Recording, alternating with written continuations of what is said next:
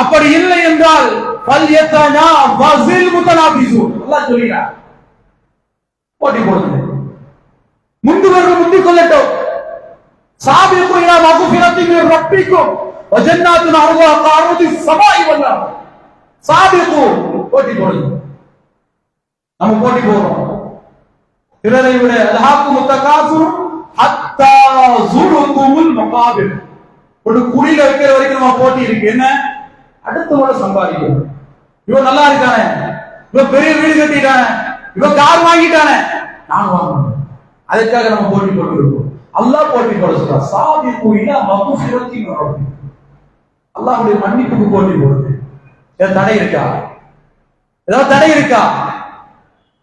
அல்லாஹ்விடத்தில் நற்பெயர் எடுப்பதற்காக போட்டி போடுங்க.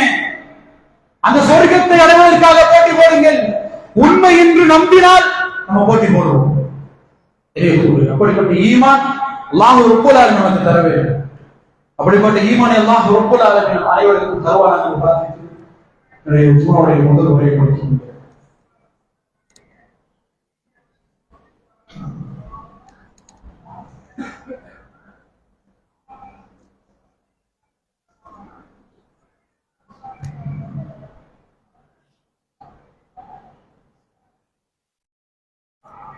الحمد لله رب العالمين والصلاة والسلام على رسول الله وعلى آله وصحبه. هو الذي أرسل رسوله بالهدى ودين الحق ليظهره على الدين كله. يا أيها الذين آمنوا قوا أنفسكم وأهليكم نارا وقودها الناس والحجارة عليها ملائكة غلاظ شداد لا يعصون ما أمرهم ويفعلون ما يؤمرون.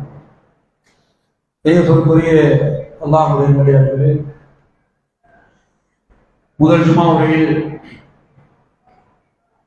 நாம் அல்லாஹ்வுக்காக எப்படி அர்ப்பணிப்போடு இந்த உலகத்தில் வாழ வேண்டும் என்ற செய்தியை பார்த்தோம். கண்ணியத்திற்குரியவர்களே, ஒன்றை நாம் புரிந்து கொள்ள வேண்டும். நாம் நாளை மறுமை நாளில் சொர்க்கம் கிடைக்க வேண்டும் என்பதற்காக அமல் செய்வதை விட நரகத்திலிருந்து பாதுகாப்பை பெற வேண்டும் என்பதற்காக அமல் செய்வதை விட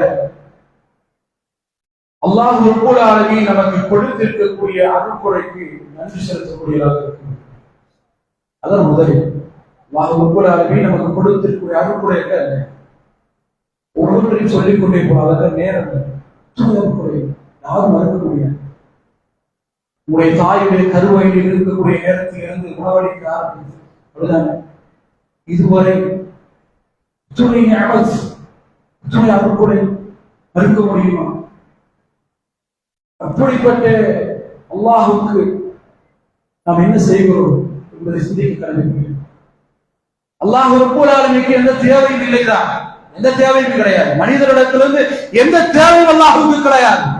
ஆனாலும் அல்லாஹ் ரப்புல் ஆலமீன் எதிர்பார்க்கக்கூடியது என்ன தெரியுமா? இந்த அடியார்கள் எனக்கு நன்றி செலுத்தக்கூடியவர்களாக, எனக்காக நேரத்தை தியாகம் செய்யக்கூடியவர்களாக மாற வேண்டும். அது மட்டுமல்ல, அல்லாஹ்வுடைய உதவியாளர்களாக மாற வேண்டும். அல்லாஹ் ரப்புல் ஆலமீன் தன்னுடைய திருமறை குர்ஆனில் 3வது அத்தியாயத்துடைய 52வது வசனத்தில் சொல்லிட்டார்.